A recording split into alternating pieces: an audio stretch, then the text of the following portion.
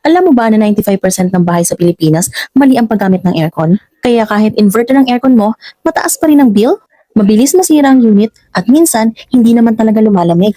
Ang masakit, akala mo tama ang ginagawa mo? Mali pala. Nga pala, Madam Aircon here. Ibibigay ko sa inyo ang tips para mas makatipid kayo sa kuryente. Una, temperature. Huwag mong ibababa sa 16 degrees Celsius. Perfect settings dito sa Pilipinas, 24 degrees to 26 degrees. Yan ang balance na lamig at tipid. Pangalawa, mode. Gamitin mo ang cool mode. Hindi dry kung mainit ang panahon. Ang dry, pangbawas lang ng humidity. Hindi pang mainit na tanghali. Pangatlo, fan speed. Iset sa auto. Hayaan ang aircon ang mag-adjust. Mas efficient yan kaysa manual na maximum. Pang-apat, timer. Kung natutulog ka, set ng 6 to 8 hours timer. Hindi kailangan bukas buong gabi.